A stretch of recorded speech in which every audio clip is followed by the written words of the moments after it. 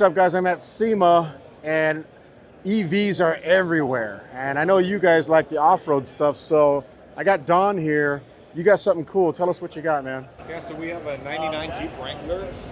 It's based off of the Gilmore Girls Jeep. So my wife loves the Gilmore Girls, so she wanted to have a Gilmore Girls Jeep, but she's in the industry, so she wanted to have it be an electric vehicle. So we've converted it to electric.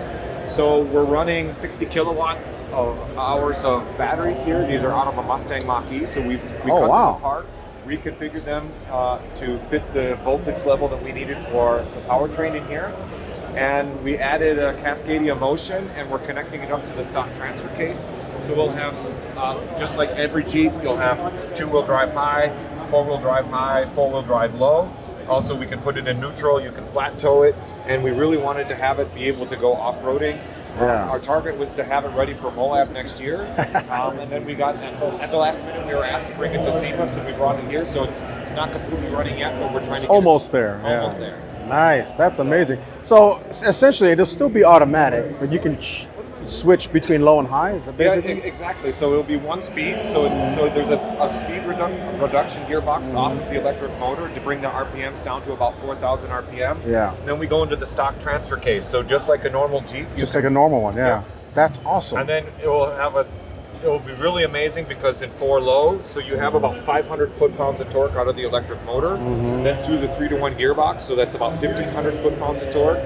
Then if you put it in 4 low, so you're talking about 4,500 foot-pounds of torque. Wow. So it should really crawl. Yeah, this should be really good. What's the gear ratios in your axles, do you know? I think they're the 373 rear end. Oh, okay. And these are what size tires? These are 33s. 33s, okay. Yeah. So you'll get good power out of this thing, like insane power, really. Yeah, it should be really fun. So right now we're going to see what brake first, probably the rear diff, I'm guessing. But then we'll just start replacing components. That's the downside to going with electric. You got all that power just right there.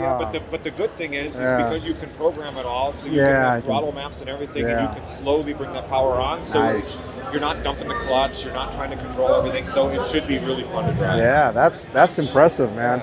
Very cool. So what kind of range are you expecting out of this? So we're expecting about 120 miles. Of course, it depends on what kind of driving conditions and temperature and stuff, but we size it for 120 miles of range.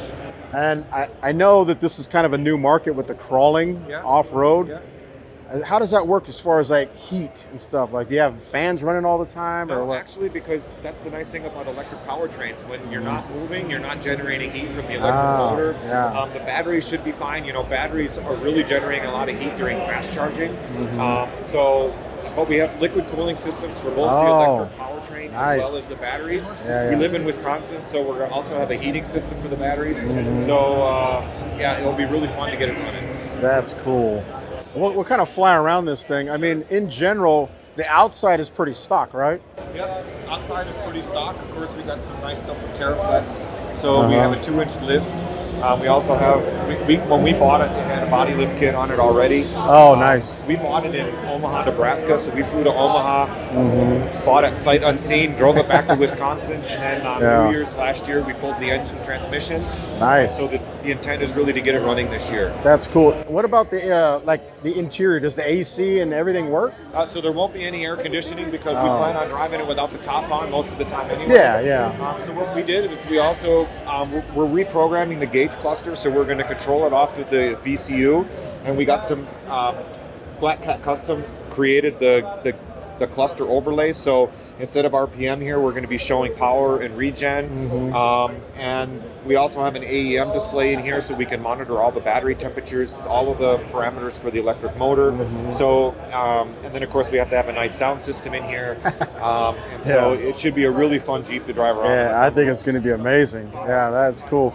And then I guess the last question really is, how much weight are you gaining, losing? Is it equal? What's going on? It's quite equal, actually. So we weighed all of the stuff that we took out. So it had the original inline 6, which was quite heavy anyway. And we figure we're about 100 pounds within 100 pounds of the original. That's not bad.